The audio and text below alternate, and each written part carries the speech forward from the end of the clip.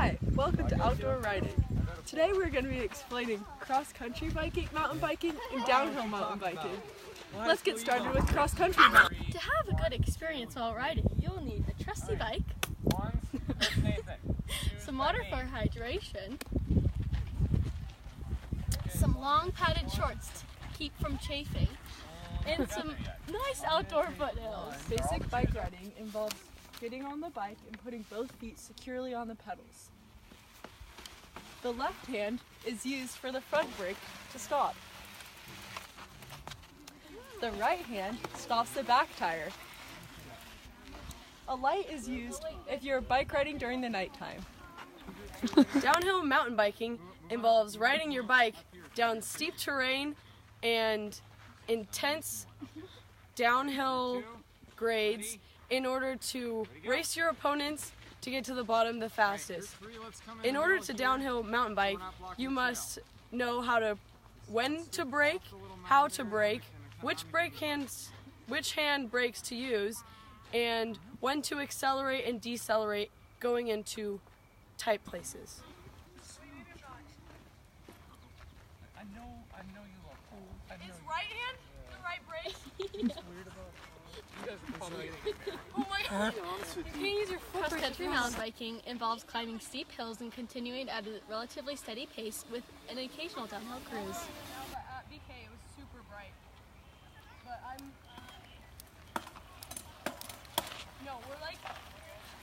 A few assets you will need in order to downhill mountain bike is a strong core to stabilize your body and your weight distribution, strong shoulder muscles and an upper body in order to control the bike, and a strong lower body including the gluteus maximus and quadriceps in order to stay positioned on the bike and propel yourself forward. In order to maximize your cross-country experience, you'll need a strong gluteus maximus, strong quads, strong calves, and a well-conditioned lung capacity. CP breakdown, or creatine phosphate breakdown, is as ATP is being depleted, interactions between CP and ADP result in transfers of high-energy phosphate group from CP to ATP.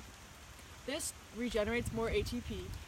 Even though muscles store about 5 times more CP than ATP, the CP supplies are expended faster, less than 15 seconds.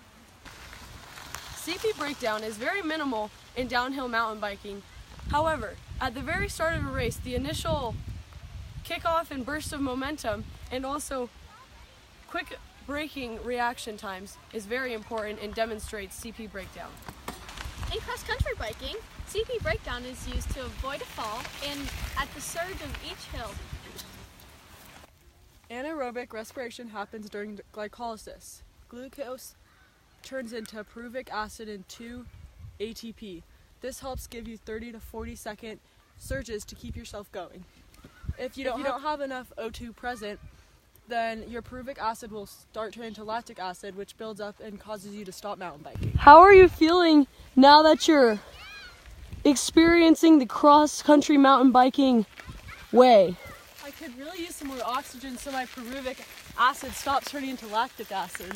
There is not much anaerobic respiration included in downhill mountain biking. However, continuously braking throughout a very steep hill could be an example of how it is implemented.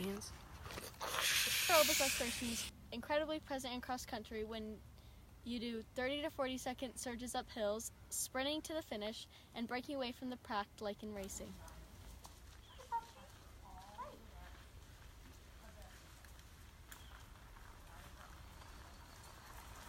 Oh, you're killing it. Okay. Aerobic respiration is the process of producing cellular energy with oxygen. It occurs in the mitochondria. Glucose breaks down completely in CO2 to CO2 and H2O, and this creates ATP.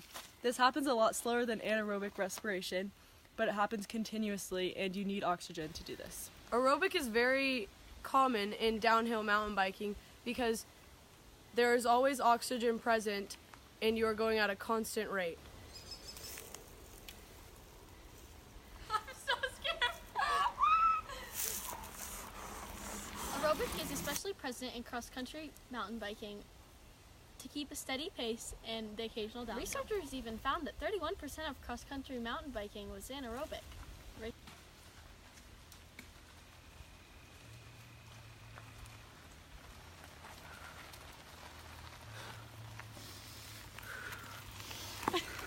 What's great about cross-country mountain biking and downhill mountain biking?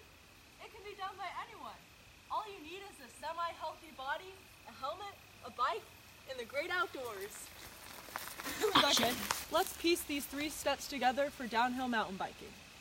CP breakdown is used for the initial push to start the race.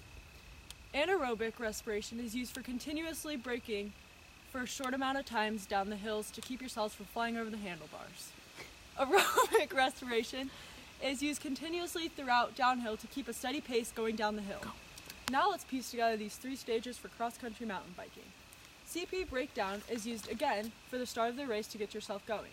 It can also be used when you need to break a quick fall or when you need to brake to stop yourself on turns. Anaerobic respiration is used for 30 to 40 second surges uphill or to break away from crowds during a race. Aerobic respiration is used continuously throughout cross-country mountain biking to keep yourself at a steady pace along the hill. Oops.